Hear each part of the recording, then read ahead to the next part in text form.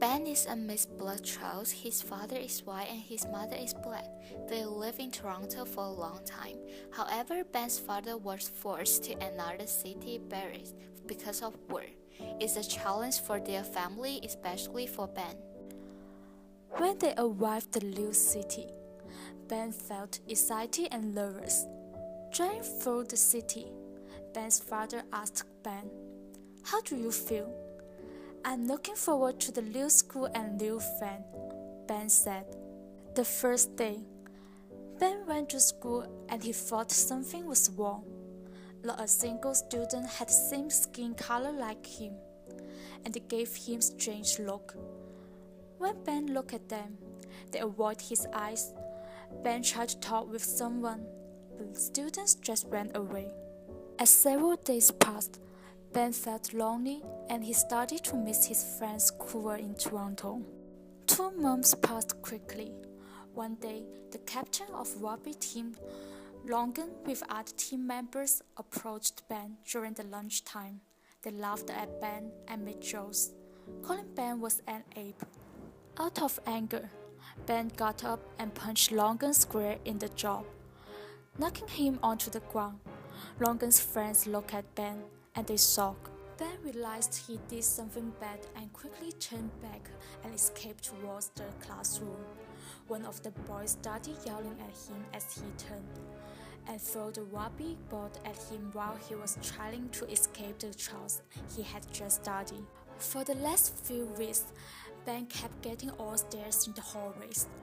One day, the rugby players pushed him against the lockers, calling him all kinds of dirty words, and then Logan put his clothes to the corner and punched him. Ben felt helpless because his classmates and teachers didn't care about him and didn't say anything. He didn't want to go to school anymore. On Tuesday morning, there were still usual terrors and whispers at school. Ben took his seat in the back corner of the room, slouching on his chair and fiddling with his pencil, waiting for Mr. Lorry to begin the class. Suddenly, Ben heard a different voice and saw the new teacher, Mr. James. He was just like Ben, skin color just a few shades darker than his. After class, Ben introduced himself to Mr. James and wanted to talk with him. Ben told nobody liked him because of his skin color. Mr. James found an idea to help him. The last arriving at school, Ben took a deep breath and made his entrance. The hallway was gently slight. He continued walking towards his morning class without thinking twice. He found a side post on the classroom door reading, "All students please meet in the hall." So turning back around, Ben headed towards the hall.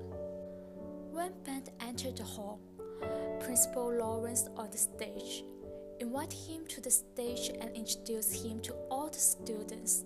Standing in the middle of that stage, with the spotlight on him, he felt confident. He was not afraid.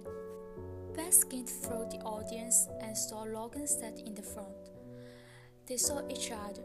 Ben had no idea what he should do until Logan smiled.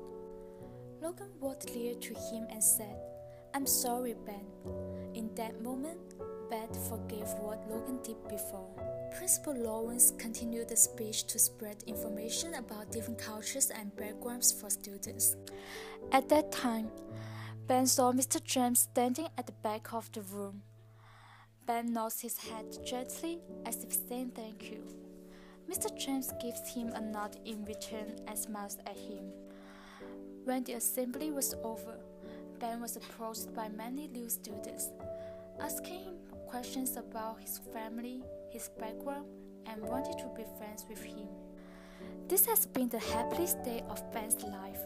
He finally enjoys his new school, with many new friends and opportunities ahead of him. He does not have one regretful thought about his move.